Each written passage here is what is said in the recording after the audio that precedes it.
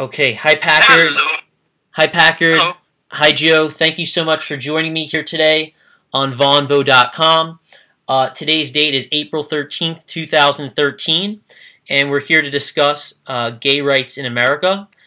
Just before we get started with our conversation, I just wanted to bring up two quick points. The first is that right now this conversation is being recorded, and after the recording is completed, I'll be uploading this video to YouTube, to the internet. Is that okay with both of you? Works for me. Great. And then on top of that, here at Vonvo, we're all about our conversations staying both civil and valuable. We don't want there to be any personal attacks against one another. Are you guys fine with that rule as well? Oh, yeah. Okay, Yeah, great. that's fine.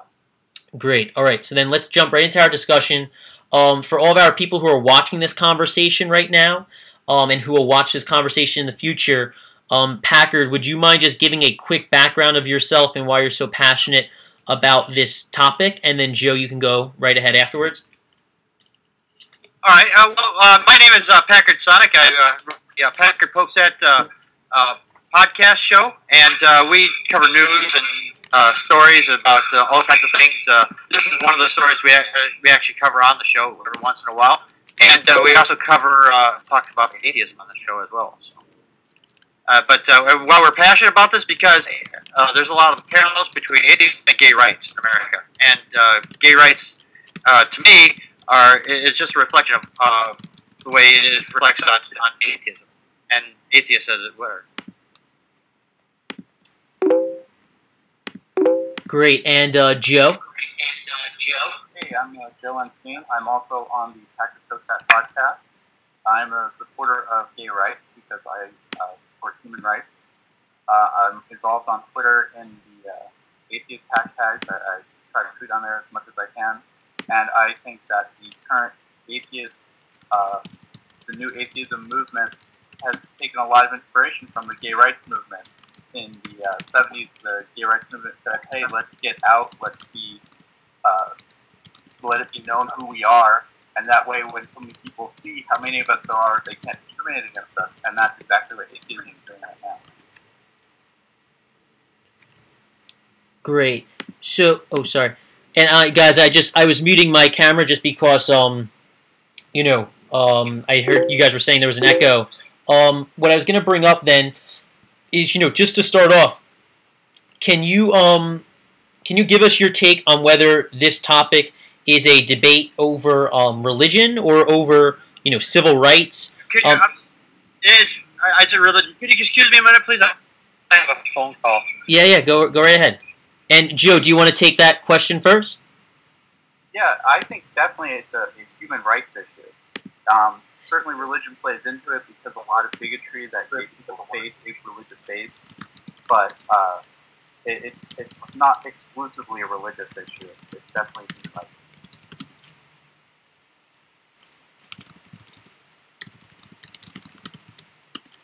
Okay, great. And so, ultimately, what I was going to say is, we've had some people who have come on to Vonvo and talked about this from the standpoint of, it is a religious issue. This is not,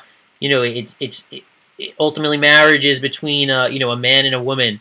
And I mean, can you kind of give us your take on whether or not you understand where those people are coming from? Do you think that they have any valid points when it comes to that? Well, marriage existed before... And Joe, quickly, would you mind... Joe, sorry, don't mean to cut you off. If you put your mouse over your face, there's a little volume button. Would you mind just raising that to as high as it can go? Got it. Perfect. Marriage existed before Christianity did. The Romans used to marry, they would have a big party, and they would get married to each other. And if they wanted to get divorced, they would throw another big party, and they'd be like, hey, everybody, we're not married anymore, and that's how they did it. And this is way before Christianity came along. People used to get married to each other in pagan ceremonies. They would go out in the woods with their friends and their family, and they would get married to each other. And in the Middle Ages, the church was kind of like, hey, this is something that maybe we should be involved in because we can charge for it, we can put our little stamp of approval on it. And in the Bible, it doesn't really... the Bible is definitely an anti-gay document, but it doesn't really define so much what marriage is, because there's so many different kinds of marriages in the Bible. It talks about sex slavery and concubines and all that kind of stuff, people with multiple wives. So it's just, to say that marriage is one man and one woman because of the Bible is completely ridiculous. Now, definitely a lot of the bigotry that the gay community faces is from religious criticism. But, like I said, it's a human rights issue, and that trumps the religious thing. So they have the right to marry just like anyone else. Right. I completely agree. I'm sorry, I came into the conversation a little later. No problem. Packer, go right ahead, and you guys can take the discussion wherever you want it, and I'll come in with questions as soon as it, kind of slows down. So go right ahead. Absolutely. No, I agree with Joe that the marriages existed long before religious ceremonies have ever been existed at all.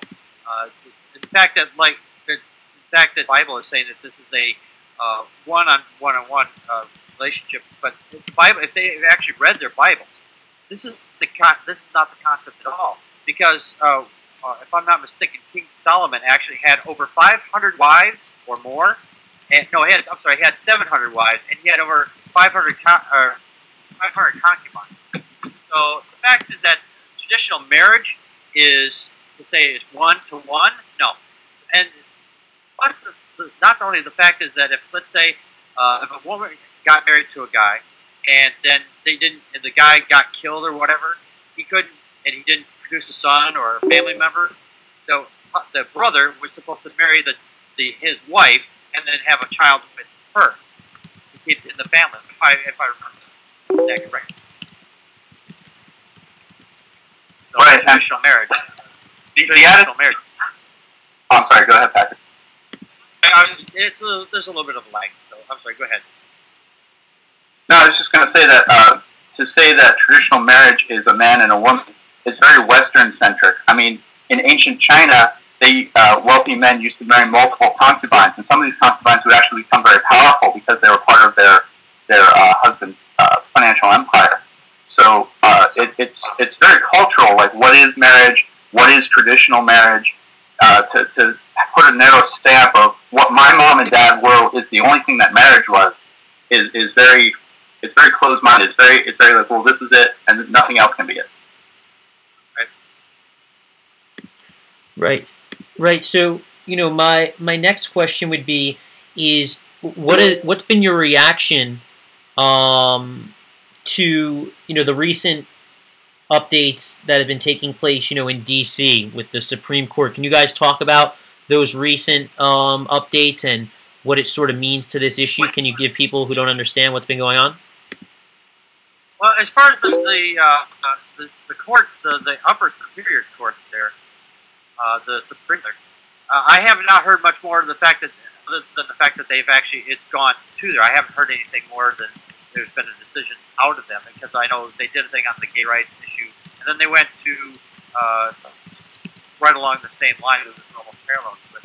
But as far as the rule of court, a lot of states are actually approving gay marriage, and because they're saying that because the states that have been blocking it is basically unconstitutional. I think the arguments before the Supreme Court recently are very telling. One thing I learned was one of the big arguments against gay marriage is, well, what about the children? And it was argued before the Supreme Court, well, in California, there's over 40,000 children living in households with same-sex parents. And studies have shown that they're turning out just as fine as kids with mixed-sex parents. So there's no evidence that these kids are any worse off. And so having a loving family is the most important thing. And I'm really hopeful that the Supreme Court will rule in favor of on the favor of justice and right, to be on the right side of history. Yes, I completely agree with Joe on that. The fact is that the Family Research Council always comes up with the nonsense BS story saying that the children are worse off in same-sex couple houses, when actually the data actually shows that it's actually the opposite, where families are actually same-sex couple marriages, like with two women, not more often with lesbians than gay men. I haven't seen the data on that, so I really can't say that for sure. But I would say that it doesn't make a difference. It should not make a difference. So if they have two fathers or two mothers, so long as there's two parents as long as there's two parents in the family, this way they can both have a chance to raise the child. Because when it comes to children, and I have two children, it takes multiple parents. Not just to be able to balance everything that happens in their lives. You got soccer practice, family recitals, all kinds of things. The dentist, whatever it is that they have to do. And when you have two parents involved in a relationship together, as long as they're loving to each other and they love the child and they treat the child with respect and the child deserves, then there should be no problem with it. And anything that the Family Research Council, for example, comes up with, it's just usually just old and crap. What I find amazing, since all this has been going on, is Bill O'Reilly's attitude towards it. It's almost night and day with that guy. He's been calling critics of gay marriage Bible thumpers. He's actually said that if you use the Bible as your argument, that you're gonna lose in this argument of whether or not gay marriage should be allowed. And he's been getting criticized by people on his ideological side, so to say, as well, you're calling us Bible thumpers, that's bigotry. And he's like, oh, I'm getting an error message. It's gone. But yeah, I couldn't believe it. Like, I'm sitting there watching Bill O'Reilly, and I'm just like, whoa. Like, is this the same tides go in, tides go out guy? It blew me away. I saw that too. I was like, I still think someone stepped in from an alternate dimension and knocked off the Bill O'Reilly we know, and put in alternate reality O'Reilly. A tear in space-time opened, and the alternate reality O'Reilly came through. Let's keep if that's true. Let's keep this one. So, so guys, would you mind kind of contacting? Would you mind kind of discussing? You bring up the media. So can you go into the role that the media is playing, either negative or positive, when it comes to this subject? Because you bring up like different data points, and maybe those things aren't being communicated. You bring up civil right, and so maybe they're not really taking that stance. Can you kind of just give us your overall take on the media in relation to this subject? Oh yeah, absolutely. The media has a big part to play in this. Actually, it is part of this because there's a lot of misrepresentation by a lot of pieces of media, usually from the right wing. That when they put out their stuff, that usually a lot of crap, but there, unfortunately. Especially Fox News, who is it's not even a news station. They're just an arm for the political right. And they've been proven that more times than I care to think about. They're disseminating false information, and they will not, which is a lot of hooey to begin with.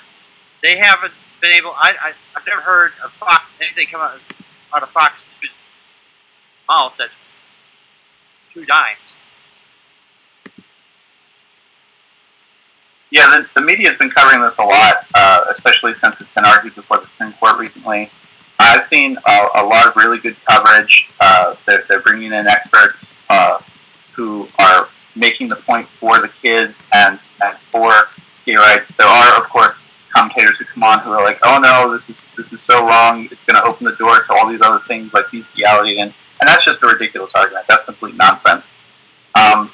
I think what's important too to mention, if we're going to talk about media, is pop culture. I mean, we had the Ellen DeGeneres show, we had Will and Grace, and those were great shows, and they portrayed gay people as normal, everyday people, and it was good. I mean, I was a fan of those shows. I thought they were great, and here we are later on. Pretty much everybody at this point knows at least one person who's gay, and if you know that many gay people, how can you have some kind of hatred towards them? Right. Exactly, and their biggest argument is they especially from the right and the religious people, they seem to think that gay people, which is not true. Gay people are born that way. I think it's been medically proven that gay people, when they're born, they're actually straight or gay, and it's not something you can control. Like say, hey, I think today I'm going to be gay, and tomorrow I'm going to be straight. It doesn't work that way. It just does not work. And they think that because they can just because they get all this, because they think that they're indoctrinated. There was a preacher that said, "Why don't you put all these gay people inside of a state and then just let them die off? Well, we'll throw some food or what as well." Yeah, he said he wanted to airdrop food on them. Yeah, exactly. And it's a bullshit argument. It's a bullshit argument, really, because the fact is, gay people do not have babies together. That's okay. It's kind of ridiculous. And the fact is that they think that they're indoctrinating kids. No. Let's just say for shits and giggles, excuse my French, let's say that they did this. There's going to be people. Where do you think all the gay people are coming from? Straight families. Okay, and then and all you're doing is taking people who've done nothing wrong, other than the fact is that they just happen to love someone who's happens to be the same gender, and there's nothing wrong with that. You cannot control who you love any more than you can tell when you're going to die, unless commit suicide. But that's a little different. Right. And for them to say that gay people want to adopt children to make more gay people is just as silly as to say, oh, we can send a gay kid off to a camp and pray away his gay and retrain him to be straight again. That's just as ridiculous. Being gay and straight is determined not on what people are forcing upon you, but based upon your personal feelings. When you reach adolescence, you start to wonder, okay, what am I attracted to? And it becomes more and more apparent to you as you grow up. So yeah, it's a completely silly argument. It is. It really is a silly argument. Right. So, the next question I'd ask is, you guys just brought up. I just want to kind of understand, because I'm sure this argument gets brought up all the time. Is you bring up the idea that people are born gay? Can you kind of give us your take on that? I mean, do you guys both believe that is fact, and do you have stats or something to back that up with?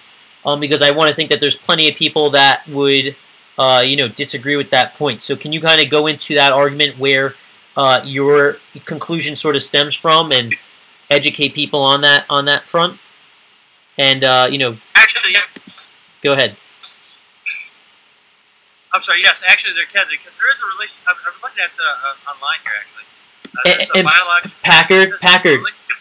Packard, quickly, don't mean to cut you off. Could you just raise your volume on your screen? If you put your mouse over your screen, there's a little volume button. If you could just raise that. What's that? I actually, my microphone, mic got turned down. Is that better? Yep. All right. Anyway, I do apologize. I must have bumped it. There's a link here online. It says here, the relationship between biology and sexual orientation is the subject of search. It says a simple and singular biological rule for sexual orientation has not been conclusively demonstrated. Various studies point to different and even conflicting positions, but research suggests that a combination of genetic, hormonal, and environmental, biological, and social factors determine sexual orientation. The way I've been and the way I saw it anyway, that when a mother has, let's say she has 5 or 6 boys, and the youngest boy is going to have stronger tendencies to become heterosexual, because the mother's womb perceives the male fetus inside the body is like a foreign organism, and it's trying to attack it, trying to remove it from the body. In which case, what it does is it's flooding with hormones, and this. Like I said, if I'm mistaken, I'd be glad to be corrected on that. But so basically, what happens is it floods it with hormones, and it becomes the fetus becomes more heterosexual, leaning towards the opposite gender. Yeah, I heard something similar. I'm sorry, go ahead, Joe. Oh, I'm sorry to cut you off.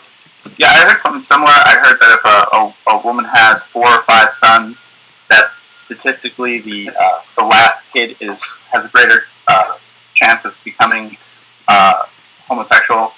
There's a few hypotheses as to why that is. I don't know a lot about the subject. I don't know for certain that people are born gay. I think it might be a combination of factors, like you mentioned. Some people are born gay, and some people may have tendencies to be bi or whatever. And then as they grow up, they just experience things and figure things out for themselves, and make a decision. But it's certainly not a process that can be forced upon someone. It's something that involves a lot of self-exploration and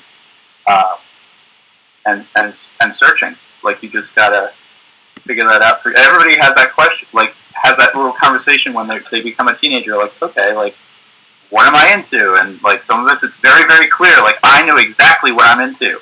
I like girls, I like boys. And some people, it's not so cut and dry. Some people, it's like, well, I don't know. No, and that's just the reality. Right. Now, somebody in the chat room here said that there was a study in Canada which boys got molested at a young age, and 9% of boys turned gay. I'd like to see the citation for that, because if we're just saying it, it doesn't really hold much water. And that's another one of the arguments from the right, that boys who are molested turn out gay, which is also a line of horse hockey. There's no citation of that. Because, like, I mean, again, not scientifically, not based on statistics. This is all personal experience. I knew a guy who was gay, and I was friends with him. And one day he admitted to me that when he was a kid, his uncle raped him. And I was like, oh man, that's horrible. And so I was wondering, like, I wonder if that experience was kind of the tipping point for him. But like I said, I don't know. I don't know the statistics on it. I don't know any studies on it. I just know from talking to that one guy, he told me that, and I was like, oh, okay. Right. Joe? Yeah. Oh, you lost your audio for a second there. I stopped talking. It was like, okay, it just kind of cut out funny here. All right. No, but they're saying 90%. I mean, that's a high pretty steep number. That's a pretty steep number. Yeah, I would say so. Use these children. That, I mean, 90%. I would want to see, like, how they collected that kind of data. Because first of all, you don't know how many people have been molested. So many people keep it a secret. They never talk about it again the rest of their lives. They live out their lives, and it's buried in their closet. So to come up with a stat like that, I'd be interested to know how they got it. Yeah, I would be too, because you made an excellent point there, Joe. I would like to know. That is an overly high statistic. I mean, let's just say that the study was correct, but I would say it would be way, way lower. I would probably say it maybe 10, maybe 12% at most. That would be. I'm willing to bet you if that was the real statistic, that would be where it would be. 90%, no.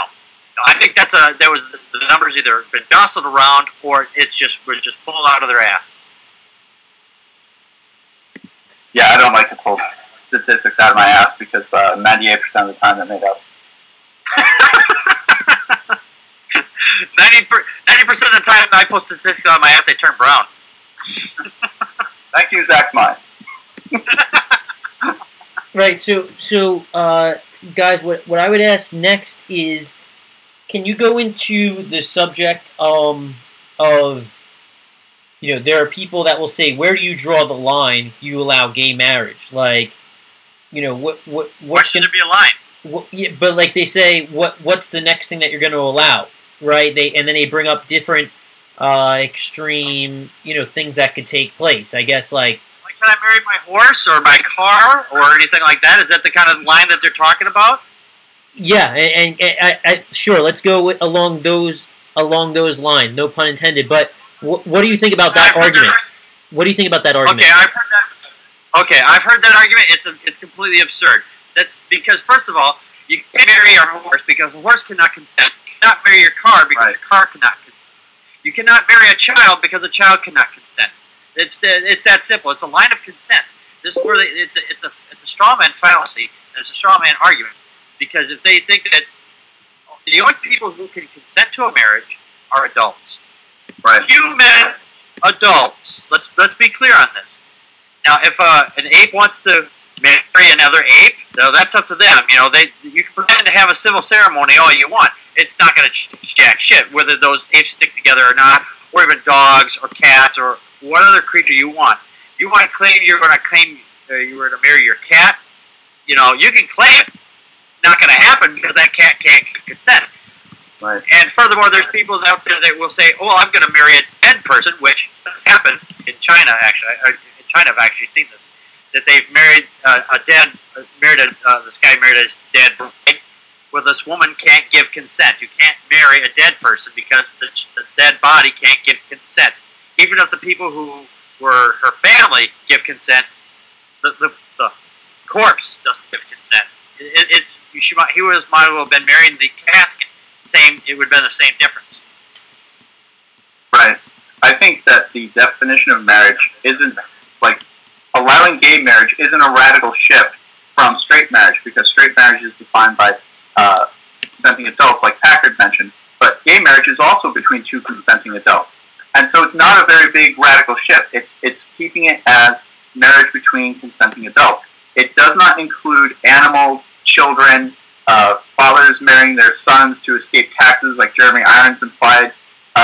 It's all those arguments are complete nonsense, because if it doesn't involve a consenting adult, then it's not marriage. Right. And personally, if it were up to me, I would. If they wanted, I know polygamy in America is technically illegal, but at one time it was legal in many states, in Utah, for example. And as long as anybody if everybody consents to it, I don't have to see a problem with it. And some people, what they do is they actually use a term is called polyamory, or I can't pronounce the word. I can never pronounce it. I know what it is. Polyamorous. Thank you.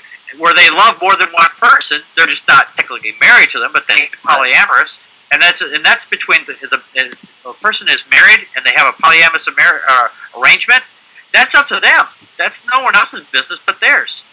The government should stay out of people's marriages, out of the bedroom, and out of the doctor's office, which goes into a whole other issue. But we won't get into that tonight. I actually knew a guy from Utah, and he told me a lot about what it was like growing up there, being around Mormons. The Mormons are like the cops, the judges, the lawmakers. They control the government. They control everything. And the people who aren't Mormons just have to sort of live there and deal with that. And I said to him, I was like, all right, well, if they control the government there, how come polygamy is illegal? How come if they want it and they control the government, why don't they just make it legal in their state? And he said, well, do you think one guy with 12 wives can support 60 children all by himself?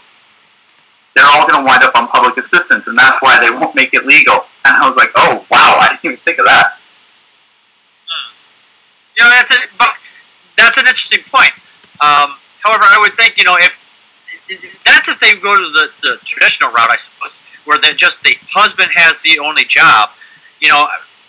I come from an area where actually my family is poor. Shit. Everybody when I was married, my ex and I would both work. If somebody wants to be in a relationship where they got more than one wife, more than one husband, so long as everybody's working and contributing to the family, I don't see the problem. So long as everybody's contributing. You'll get someone like, what's that? Both my mom and dad work. See, there you go. And as long as everybody in the family is working, I don't see a problem. So long as the family is being supported, and if everybody can. In Wisconsin, we have laws for people who are on assistance. For example, if you have a husband and wife, even if one person is working, one's not, or one's underemployed, as the term goes, if you're making so much money, you cannot get public assistance. That's all there is to it. And if you're making just above it, like just $1 above that amount, where you're under the poverty level, then you can't get assistance. And they're not going to give assistance to anybody past, like, say, 2 children or whatever. It's just they won't do it. Right.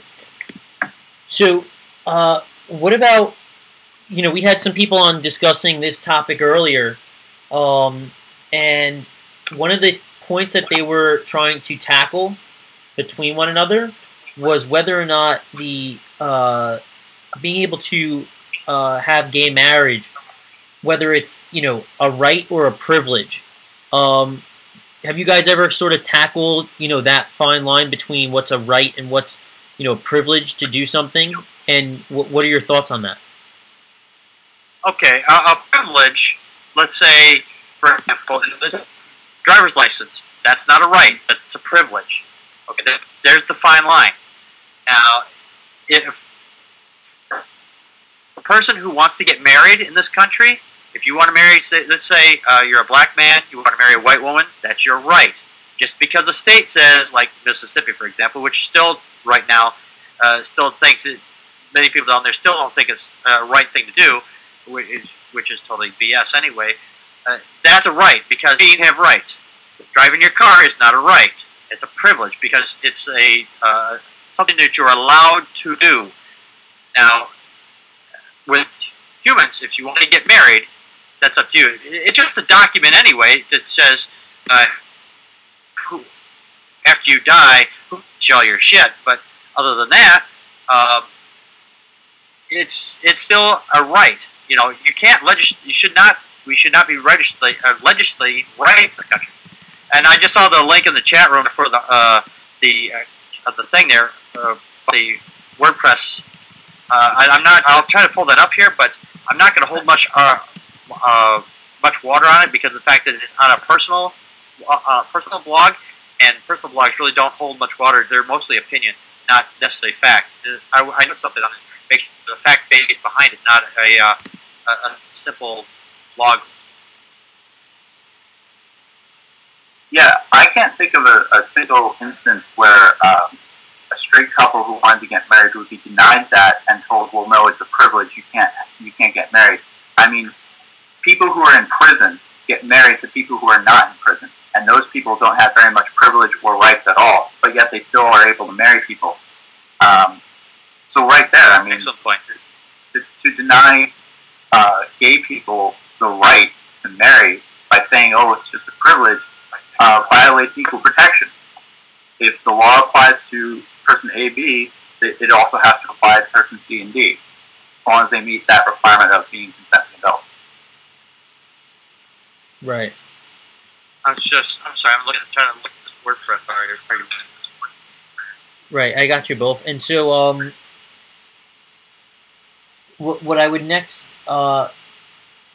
ask is, you know, so what are your guys' what is both of your senses on what America will look like in 10 years when it comes to this topic and when it comes to this subject? I mean, obviously it's come a long way to this point, but can you talk about where else you think it's going? What other hurdles might pop up?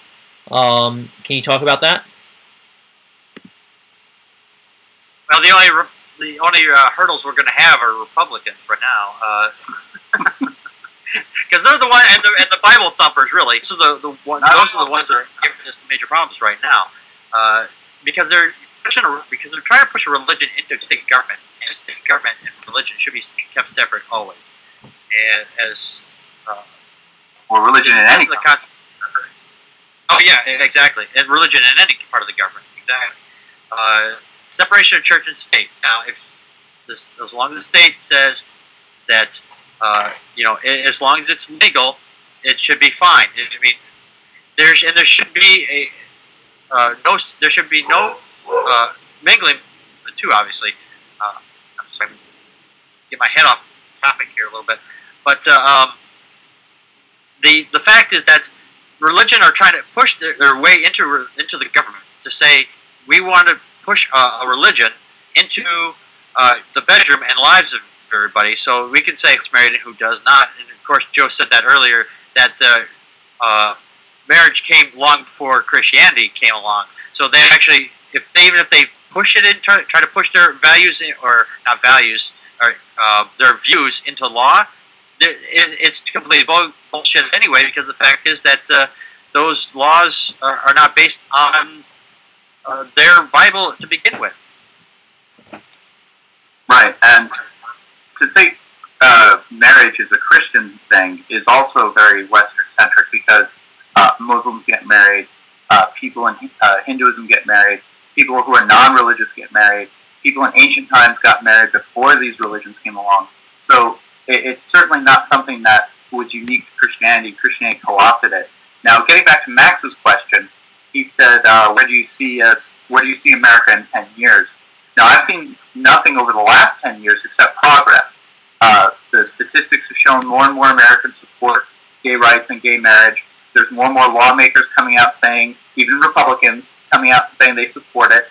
And so I'm hopeful that the Supreme Court will rule in favor and legalize it everywhere, and that in 10 years we're going to just, I mean, people still might talk about it, but it's going to be not as big of a deal. It's going to be like, yes, we finally won. We finally achieved the goal, and it's legal, and we have equal protection under the law for everybody. That's 10 years. Yeah, that would be nice. But I know how slow this country moves. I've seen I've seen how slow this country moves, and if there's any changes, it's going to come in increments. It's not going to come in miles, but it's going to come in inches.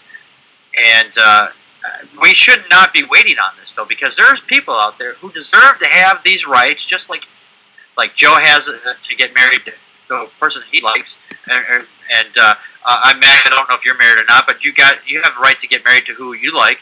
No. I'm only 20. I'm only 23, Packard. You gotta. So I've seen people get married at 19. Not a big deal.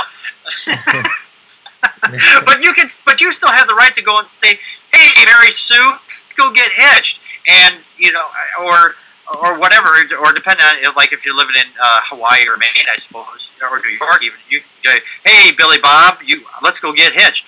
You can do that, and you should be able to do that in every state. Now, over the next 10 years, I can't see that maybe 7, maybe 10 more states, maybe a state a year, maybe would probably come to the realization. I would like to. That's on the conservative number on that, but I would like if there was more, let's say 15, 20 states that come out for gay marriage in the next 10 years, I'd be all for that. I mean, wouldn't bother me none, because everybody seems to think that if 8 people get married, it's going to affect their marriage.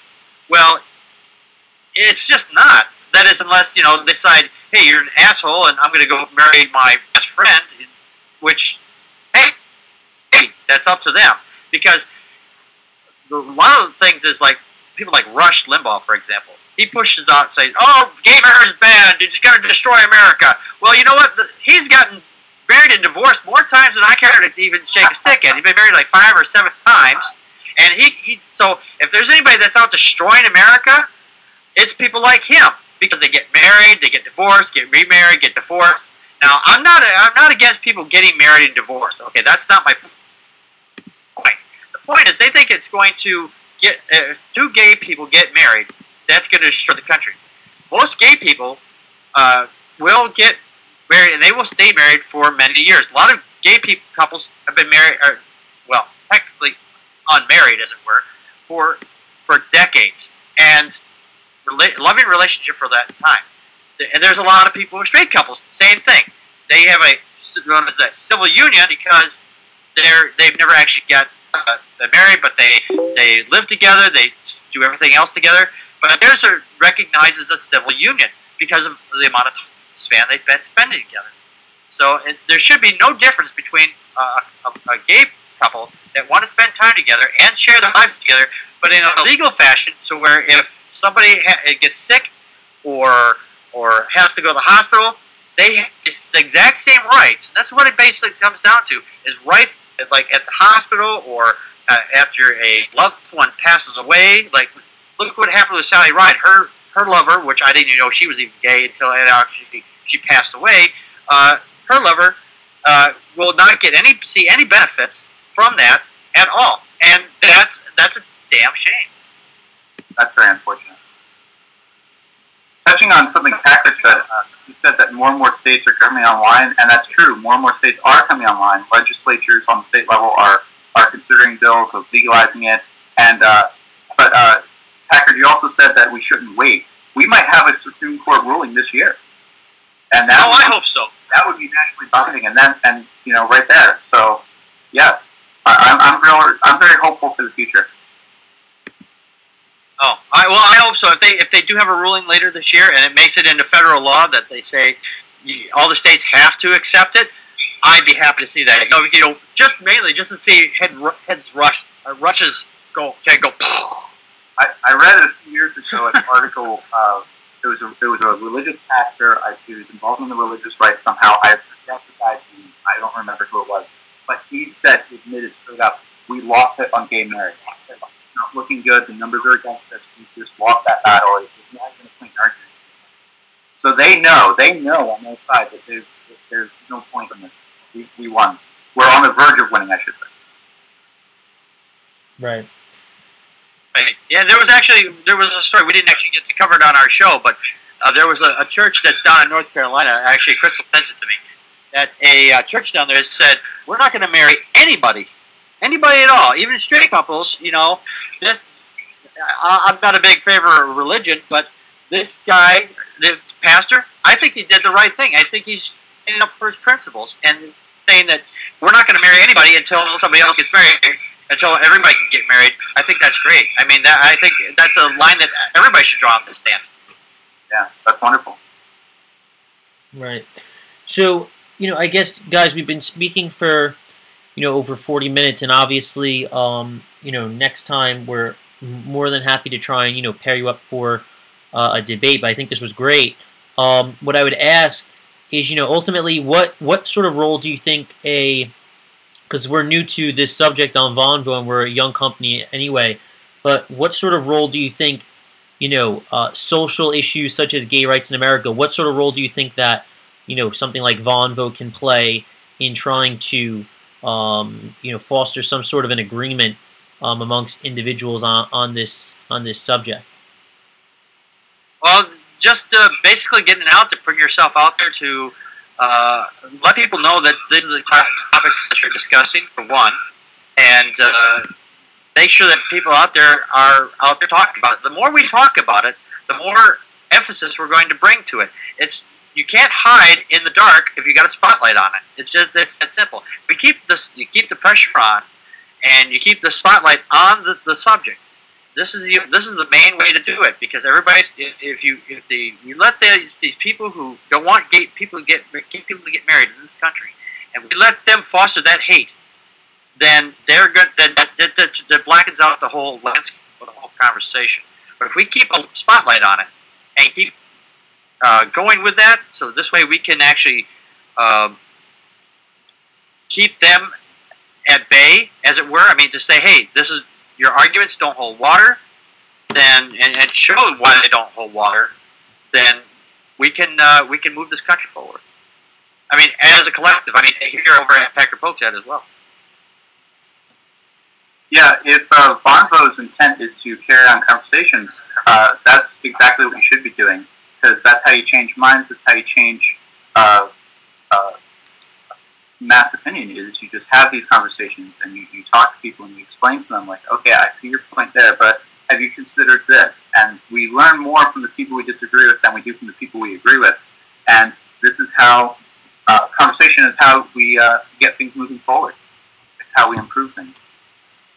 Absolutely. And Raphael in the chat room here just said, does fighting for gay rights include fighting against bullying in schools towards young children because of either race and sexual orientation? Little's talked about this. And no, Raphael's absolutely right. There is very little to discuss in this. Because right now, even in schools, it's still stereotyped. Because the religious right, because they're still trying to push their views into our schools, where they don't belong. First off, if a child has family members who are gay, it has no reflection on him or her. That's just their parents. That's just their lifestyle. That's just the way they are raised. It has nothing to do with that individual. If they get bullied because of the way their mother and father, then there's a problem with that person, the bully, because they come from a family that's either small-minded, which is a serious problem right there, or people who have so low self-esteem that they have to attack others because of their inability to deal with it themselves. In many cases, not just the bully. The bully actually, the bully actually goes beyond the schools. Actually, a lot of people that fight against gay rights or they speak out really heavily against them have always turned out to be, well, not always, but generally have turned out to be people who are against, or people who come out against gay people. Generally found out to be closet homosexuals, and that's generally been the case. And they've been found out. And you know what? They're just. I said this on the show that they don't want to have their feelings validated, so they strike out against anybody who has similar feelings. Yeah, on the topic of bullying, again, conversation is how we address that. My sister is a mother, and she's going to school to be a child educator. And I was over at her house, and she had in the playroom a poster board set up, and on it said, "What is bullying? Why do kids bully?" And she was having that conversation with her own kids, with her neighbors' kids. Like, listen, guys, we have to treat each other with respect. Bullying is wrong. And if more parents have that conversation with their kids, and more schools have that conversation with their students, we're to reduce that problem. Right. Absolutely. Yeah, and he went on to say, Ralphio said, "I think the bullying of a young child or young adult breeds discrimination." It does. It really does. Because if you're breeding in discrimination, because children, when a child is born, they're like a blank slate. Discrimination, either racially or sexually or culturally discrimination, that comes from above. That comes from the parents, because the parents will interject their discrimination and their beliefs onto the child. The child is a blank slate. If you teach a child, for example, that, hey, your dad's the king of England and your mom's the queen of Spain all their life, they're going to grow up thinking, until they're told differently, they're going to think their father's the king of England and their mother's the queen of Spain. It's the same thing. It's a little on the large curve there, but it's along the same lines. If you teach discrimination, they're going to learn discrimination. Go ahead, Joe. Sorry. No, I'm sorry, I talked over you. I was just going to say, yeah, children believe whatever you tell them, because when they're that young, they don't have the ability to critically think and evaluate like the truth of claims. They just, okay, you told me that, that's true. Right. Especially because they coming from an authority like a parent or a teacher. Mm-hmm. Exactly. Because the child has no point of reference, so they don't have a viewpoint, so they learn from you, like, because they depend on the adult to tell them what's right and what's wrong. They tell you the fire is hot. You don't keep sticking your hand in the fire because, hey, the fire feels good. No, it doesn't. Well, you might that's the same. Mom was telling the truth. Yeah, exactly. Yeah, mom's telling the truth. So everything else that they tell me must be telling the truth as well. So if you tell them that gay people are wrong, then they're going to believe gay people are wrong. Or especially the people who say that gay people are going to go to hell, which there's no hell to begin with anyway, but that's a whole other subject also. Right. Great. Great. So yeah, sorry, I had myself muted. Sorry about that. So here's what I was going to say, guys. If Raphael or any of the other individuals inside of the text chat, have any additional questions, without a doubt, you can continue to feel free to address any of them or continue your discussion. I'll, without a doubt, have this video on YouTube in the next day, 24, 48 hours or so, maybe 72 hours, whatever. But, I just wanted to thank you so much for, participating. And, we'd love to have you back on again to discuss this subject. And, Packard, I was looking at your Twitter profile. You're a news junkie, so we're all about the news here. That's what, we're covering. So, you should check out my channel. You should check out my channel on YouTube. It's youtube.com/PackardPostStat. All right, great. Well, yeah, we'll definitely be able to post this. You can definitely post this video there. And, we're happy to have, you guys back on again. This was awesome. And, thank you so much for coming through, because, we're just starting to get people via Twitter, and some have been no-shows, but you guys were great, and you showed up. So, double plus. Thanks for having us. We're Packard PostStat. You asked us to be there. We're there. All right. Yeah, and we'll find, we'll get, you saw the earlier discussion today, Packard, where there was other individuals. We have, I think another discussion today at 5 p.m. on this subject, and then throughout all day tomorrow, there's a good 4 or 5 discussions. So feel free to tune in, and if there's an open spot in the chat room, feel free to engage as well. All right. Well, I'm going to be editing because we had our show last night, so I'm going to be doing a lot of editing today, unfortunately. So I may not be able to come back today. I will try to check out the channel, come back again. So the time where if there's an interesting topic, just tweet me. You got it. My name is right here below. It's Packard Sonic, and it's also on Twitter. It's Packard Pokes. Right, and Gio, you can feel free to send me a friend request on Facebook. Packard did that earlier, so that we can speak there, because it's a little bit easier without the 140 characters, and my name's in the text chat right there. So I will be in touch with each of you, and thank you so much for contributing, and thank you for answering our viewers' questions and whatnot. Oh, you're welcome. We do that on our show all the time. Great. All right. Thank you so much. Thanks for having us on. You got it. Bye-bye.